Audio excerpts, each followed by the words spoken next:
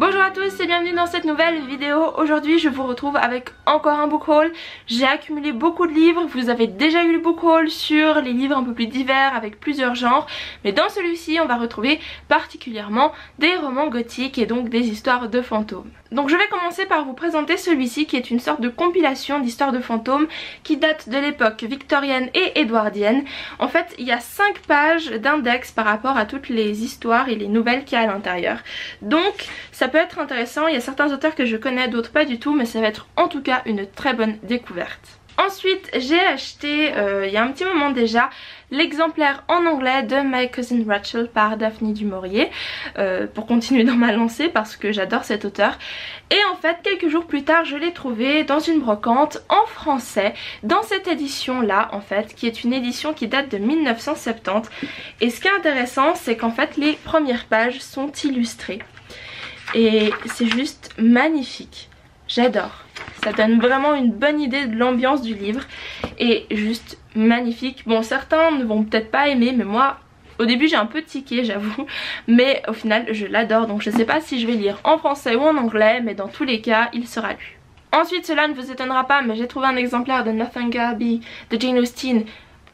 Cette couverture, je pouvais juste pas résister, en plus ça coûtait 3 fois rien, mais au moins comme ça je l'ai en anglais parce que j'avais le livre en français, je sais même plus où il est, mais en tout cas je vais le lire dans ce format là parce qu'il est juste magnifique. Ensuite je me suis procuré un exemplaire des Mystères d'Udolpho de Anne Radcliffe. Ce livre est considéré comme le roman gothique par excellence et elle est considérée comme l'auteur de romans gothiques par excellence aussi, donc j'ai tellement envie de le lire. Problème, il est assez gros, du coup je pense pas avoir le temps, en tout cas pas pendant la rentrée, de le lire, mais je vais attendre un petit peu. En gros on va retrouver tous les éléments du roman gothique à l'intérieur. Il y aura, je sais plus si ça se passe dans un château ou je ne sais plus, mais bref, un lieu un peu hanté, des tableaux qui bougent ou bien des trappes, des passages secrets, enfin vous voyez un peu tout ça.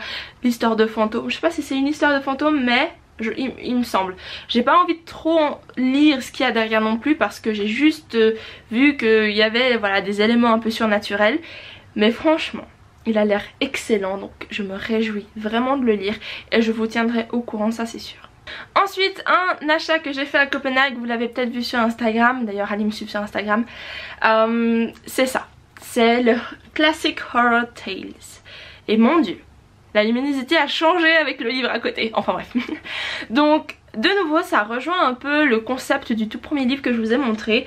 Mais en gros il y a, alors déjà l'intérieur est juste trop bien avec le petit cimetière.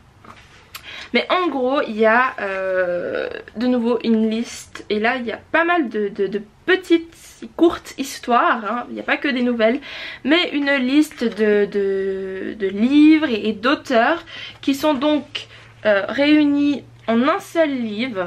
Et franchement je suis déjà fan du concept et de l'idée de mettre tout en un seul livre. Mais en plus il est magnifique, donc je me réjouis. De nouveau il y a des auteurs que je connais et que j'ai déjà lus, mais il y en a d'autres qui seront des totales découvertes. Et du coup je pense qu'il y a matière à faire une vidéo autour de ce livre et autour des auteurs qu'il présente.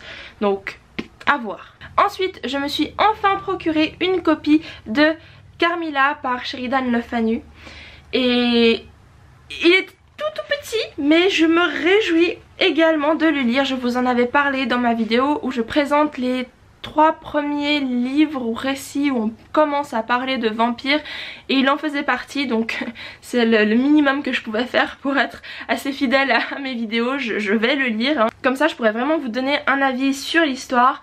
Et en attendant ça parle d'une femme qui apparemment serait un vampire. Je veux pas trop en savoir non plus, déjà que l'histoire est hyper courte. Si je vais trop me renseigner je vais me faire spoiler, donc je vous tiendrai encore une fois au courant.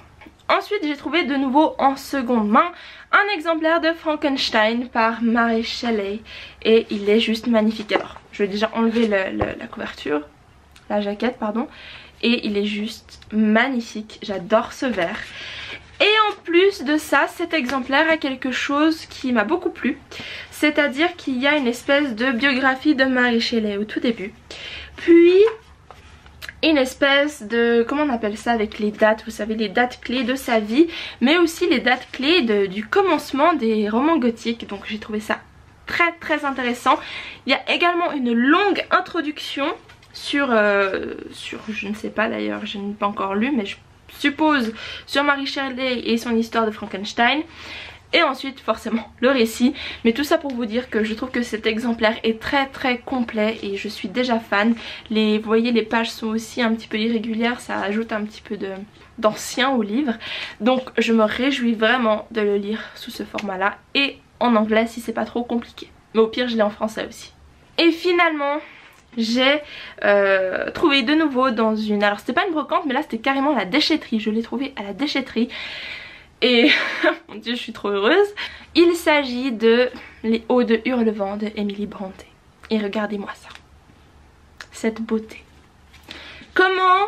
Ok, il y avait une jaquette horrible, hein, je l'ai enlevée puis j'ai découvert ça dessous et j'étais... Ah, c'est trop beau. Mais comment on peut jeter un exemplaire aussi beau? Enfin bref, on ne se pose pas de questions. Et donc il est en français celui-ci et franchement j'aime beaucoup, c'est très... Il y a même un petit arbre généalogique, de nouveau très complet, il y a 2-3 petites anecdotes. Donc c'est sûr que je vais le lire en français parce que j'ai envie de le lire avec ce livre. Et je suis juste trop contente parce que en fait je laisse le livre sur mon bureau parce que je le trouve juste tellement beau que quand je le vois ben, je me sens trop bien parce que je trouve que ça fait un peu ancien et... Bref.